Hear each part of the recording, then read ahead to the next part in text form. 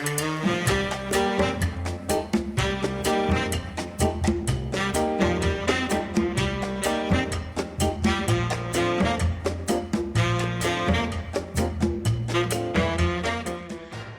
to another episode of Casas and Conversations with Darien Cruz. We've got a really exciting episode today. We're going to have Vandan Gandhi on.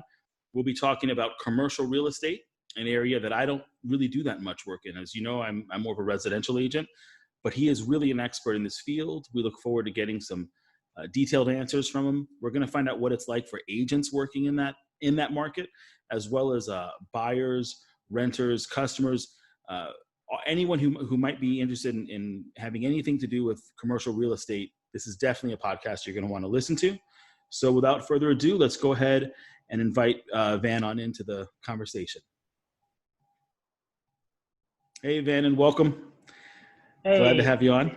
I appreciate it. I just talked you up really big. I told everybody you were the pro, you're the expert.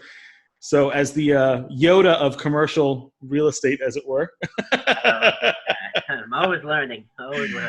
Well, whatever you're learning, I'm sure is much more than I know, and probably a lot of listeners too who maybe aren't specializing in commercial.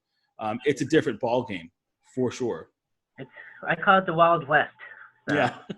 Look at it, Wild West. And if you don't have your guns with you, you don't bring your knife.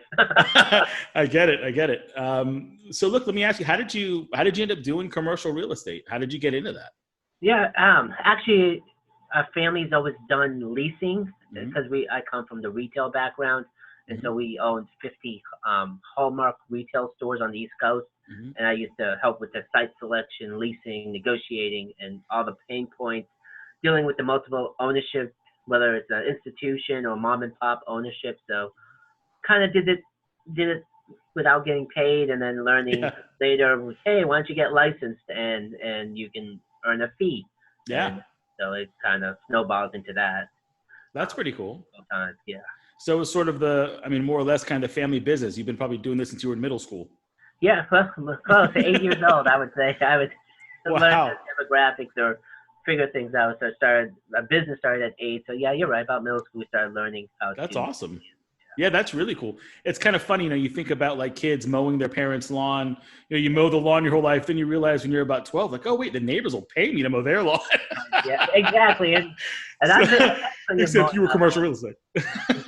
No, I hated it. I mean, oh, same. Nothing I hate more than shoveling snow, and so even weather like today, I'm in paradise. I don't care if I'm melting. So. For me, it was all about raking leaves. Oh, I remember when I bought my first house, I wanted a house with 0 trees. That makes sense. I didn't want a single tree, and I bought a yard that had literally no trees on it. I think we ended up planting one pear tree, and I didn't have to rake, so I was fine with it.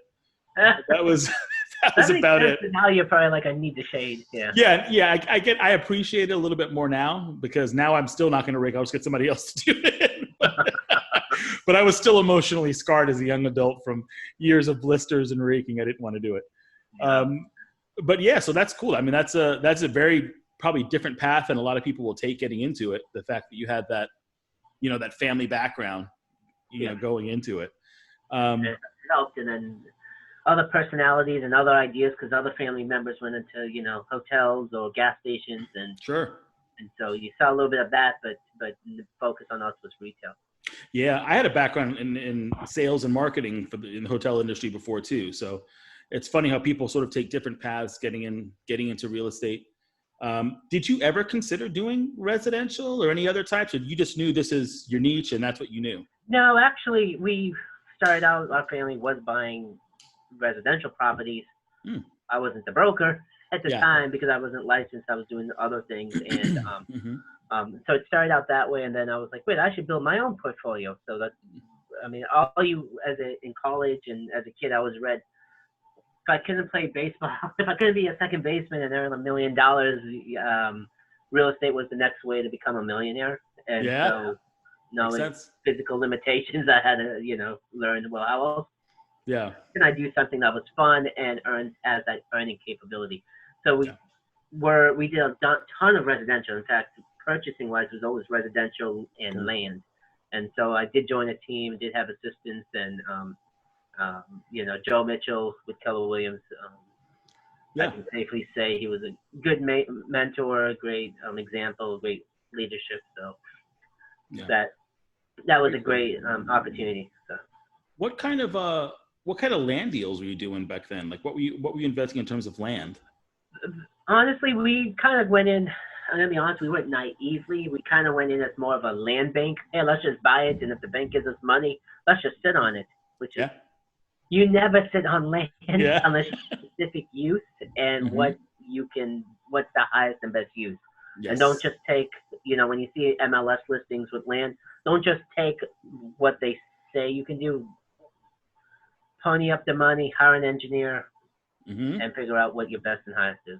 Sure, makes sense. Yeah, perfect. You're wasting money. You want to get the most return on that investment, and if you're not, like you said, highest and best use, if you're not taking advantage of that, then you're not going to make as much as you can make. And I would apply that really to any type of real estate, but probably especially, I would imagine, with land. Yeah, like residential, you do what's called an inspection. So land, you do the same thing, but the inspection process is just a little different. So follow the process. Yeah. And you, I'm guessing you sort of deal on really all sides of when it comes to commercial real estate. I mean, you'll sell properties, help clients, investors buy properties, and you deal with lease agreements as well, I believe. Is that correct? Yeah. So my process is, I call it 3 tiers, because if I don't have a focus, it's going to be tough. But so number one is every day is leasing and tenant, which is tenant representation and landlord representation. So that's in whether it's retail space, whether you're going to a nail salon, I probably help sign that deal, or a restaurant, or what's big now is industrial flex space. So those are the 3 big things. And office is there, but office, because of our epidemic, office is the biggest. I won't take those listings. I won't deal with a lot of office right now. Really? From leasing. For purchasing, there's buyers out there to purchase. So if you have what I'm finding in our office, a lot of residential brokers have clients that don't just own residential, but they find out their clients own commercial properties and they don't know what to do. So I'm like, well, say hello to Van. At least I can tell you what's the feasibility of it. And a lot of people don't know, if you sell residential properties, you can do a 1031 exchange and upgrade to a commercial property. So I kind of like to use the Monopoly. I love Monopoly, the favorite all-time board game, but it's life. And so if you think about, why do you buy 4 houses and then you upgrade to a hotel? It's the same thing in real life. Buy 4 of these houses, maybe not a hotel, but buy a commercial building. Sure. And defer those taxes. So. Wow. Yeah. I love that Monopoly analogy. That's a good one. It makes a lot of sense. You're constantly kind of building up and trying to sort of. Yeah. And anyone who's bought a house in this market since. I used to do investors, and that's all we did was buy townhomes. And so say in 2013 to 17, I did a bunch of those. Say over 100. I'm exaggerating, but it felt like over 100. But anyone who's bought with me, then they all have a $30,000 to $60,000 profit gain. So if you think about investing $150,000 and you made a 50% profit in 5 years or whatever, less than 5. Roll it over, buy something else, because it's not going to go that much higher, and the rents aren't going to go. That's awesome. Fixed. So it's stable, but it's just another thought process. Yeah, very cool. No, that's super informative. When you're dealing with particularly the leasing, I'm kind of wondering where you think, and no one's got a crystal ball right now, but what we're seeing with the effects of COVID and so many other effects in the economy. Are you predicting or seeing any trends that are indicating where you think maybe that market might be headed in terms of particularly office space is what I'm thinking? Right now, there's a lot of sublease opportunities for office. So anyone who's looking for office space, this is the time to either buy or lease and get that deal. Cool. Why not do it now? And then you can upfit it so it's COVID-19 PPE compliant. And take advantage of the situation. Sure.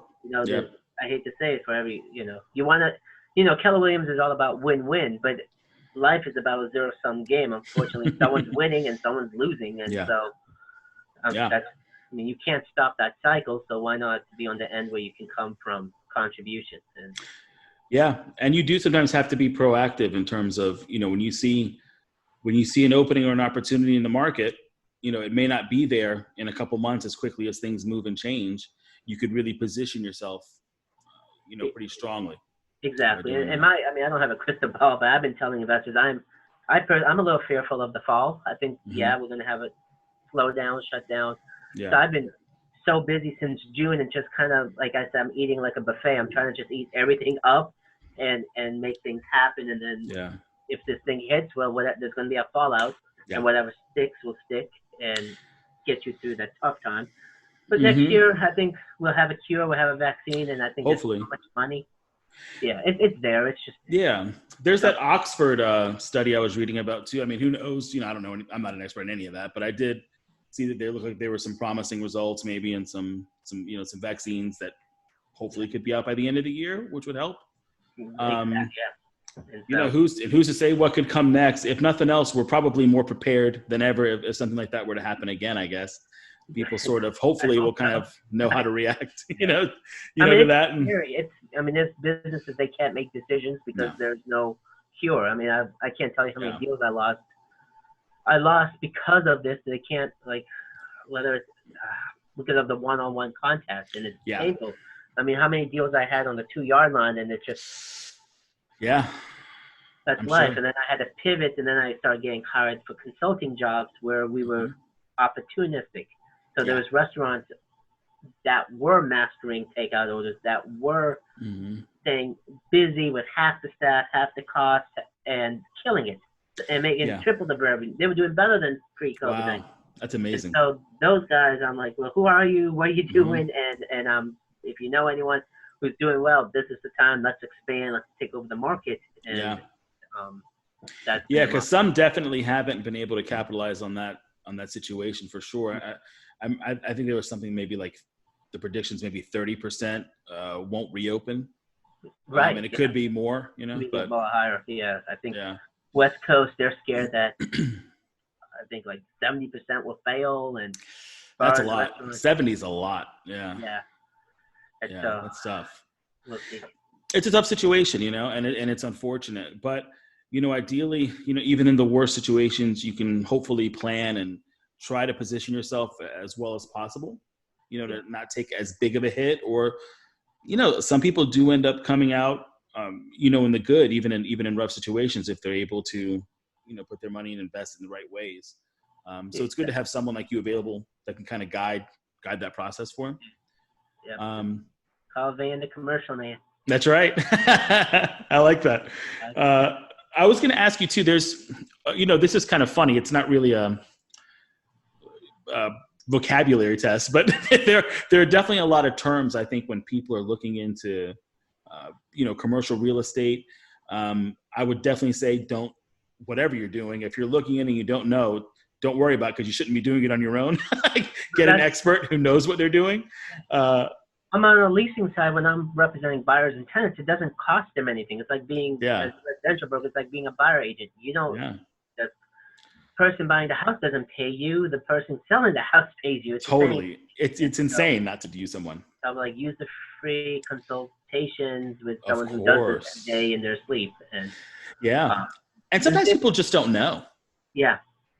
Sometimes people really just don't know. We come across that with residential too, where they don't realize that on the buyer side, at least in our state, it's not going to cost you out of pocket. And I assure you, if you don't use an agent, the seller is not going to cut you a better deal. Like it's a horrible idea not to have representation. In fact, you get bamboozled. Way worse. You get bamboozled. It's like the easiest, sure. Like, I hate to say, when I'm representing seller, like on commercial, and I'm like, you're not using a broker? Are you sure you want to do that? And I'm like, well, nice of you to ask. I know, like, we'll sign these forms because right, Ben, it's better. It's almost safer to be a dual agent or have an attorney draft a form to sign that they're unrepresented. For sure. It's really, I really encourage anyone. And even, like I have a real estate license. It's the same test. We do have to study a little bit about commercial real estate before we get our license. I wouldn't represent myself if I wanted office space. I myself would still hire another agent who specializes in that. It's another beast altogether, man. It's a whole nother deal. It is. And I get a lot of times when people start getting in the process halfway through, and then they call me, and I'm like, I mean, you Can try you to be fix a nice everything? guy, but then I'm like, you're taking away time from my son and For sure. and my, that free time. It's like I like to help, but that's not Yeah, fair. And so you try to do what you can. totally agree. But it is, Yeah. that's nature. Makes total sense. So there's a couple things that people sort of will come across, when they are maybe seeing things posted on, different sites advertising commercial real estate that's available, particularly for rent, let's say. Yep. One of the things they're going to come across are the CAM fees. Can you kind of explain basically more or less what that's referring to? Yeah. So great question. Many times when you're calling about a property and they're like, hey, the rent's $18 a square foot. And you're like, oh, great. That's all I owe. It's like, no, it's probably $18 plus there'll be NNN, triple net, or TICAM. And so that's why I can't just answer the question about CAM, because it's always going to include TICAM, which is tax, insurance, common area maintenance fees. And so when you're leasing retail space, the tenant is responsible for all of those fees. And so if you're not represented and you're thinking, oh, I'm paying $18 a square foot, it's only 1,000 square feet, I'm only paying $18,000 a year. I'm like, no, unless it says $18 a square foot and has a symbol like full service or modified gross. Yeah. Expect additional charges, which is tax, insurance, common area maintenance fee, which is I'd say equivalent to association fees and residential. Yeah, that's kind of how I would explain it too. It's sort of like an HOA, but for commercial real estate. If you have, you've got a really nice house, but you don't want your sidewalks falling apart, or the lampposts falling down, or no one's cleaning the pool.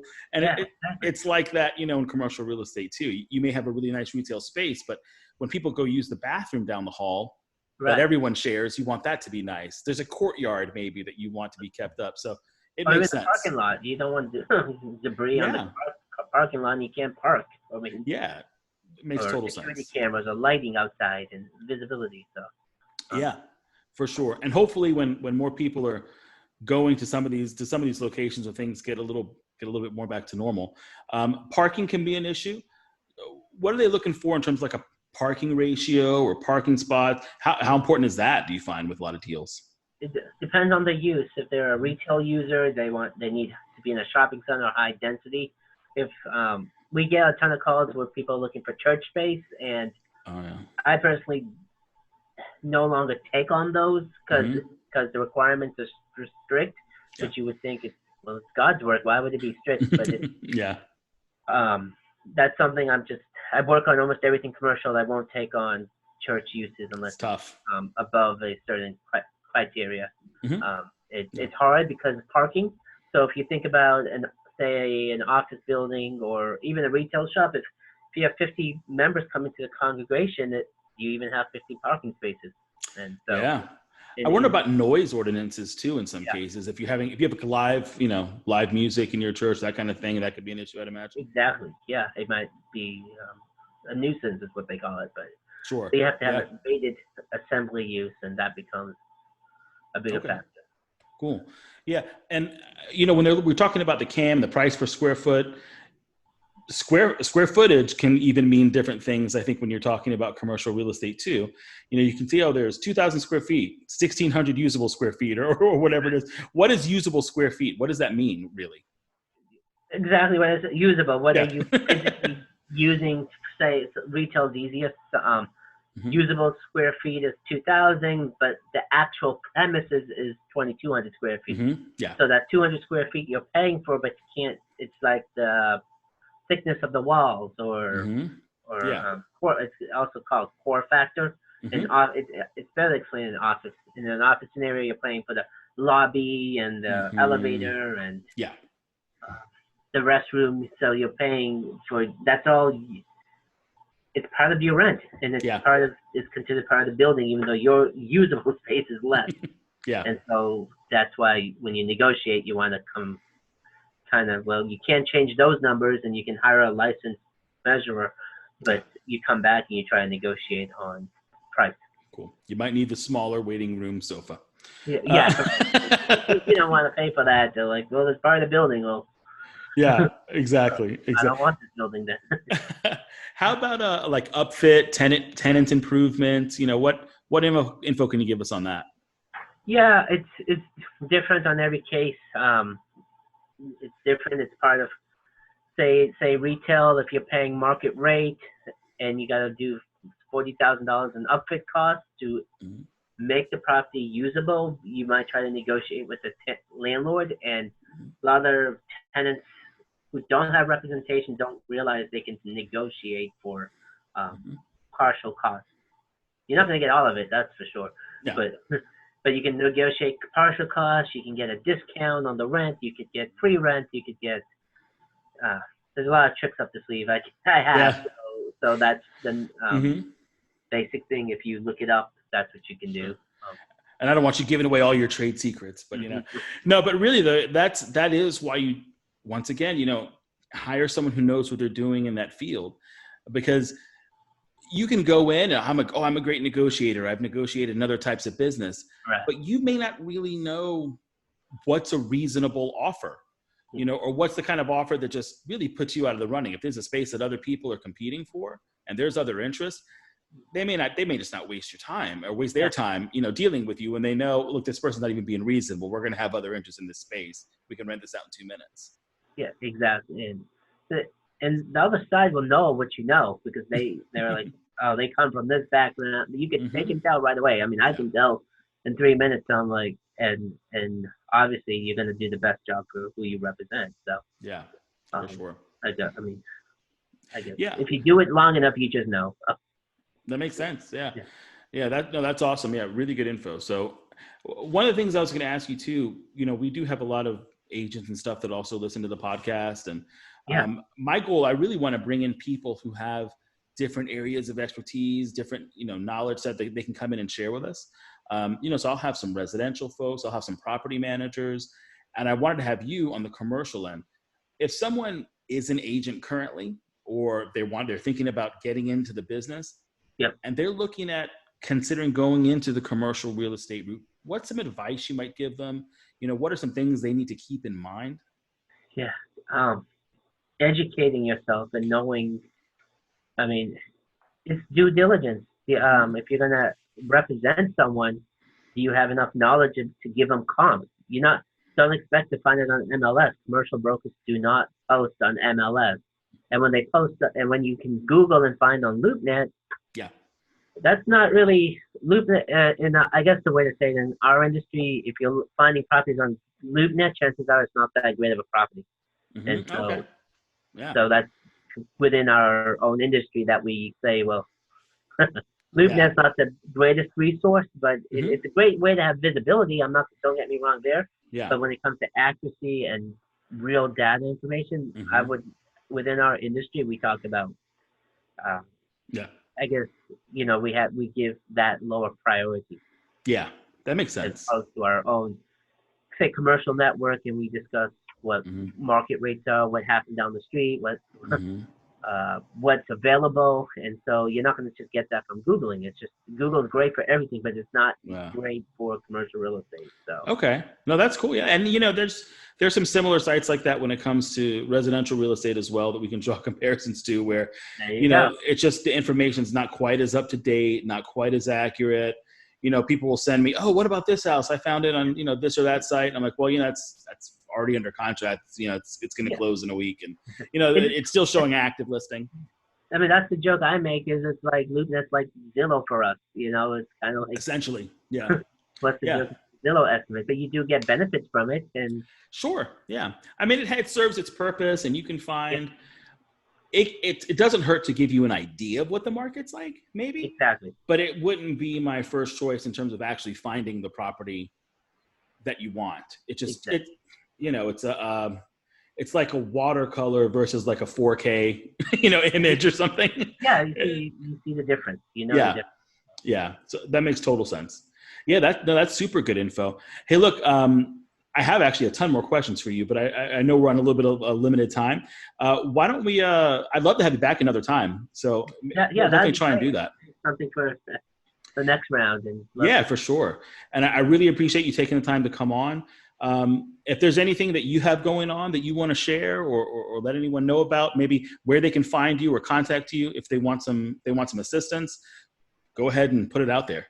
Sure. Please, if you have any questions or just the thoughts, I'll be happy to answer. You can reach me, van@vgrealty.com or 919-475-5769.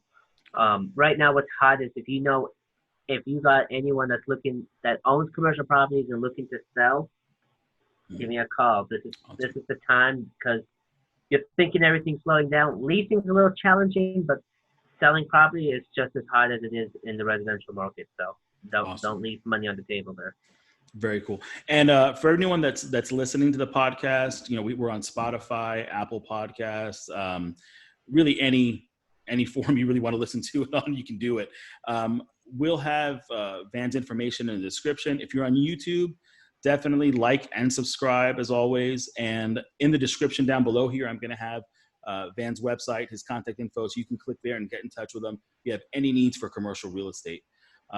Once again, Van, I really appreciate it. Thanks for coming on. And likewise, I appreciate it. I appreciate it. Yeah, we'll definitely do it again. And thanks everyone for tuning in to the Casas Conversations podcast.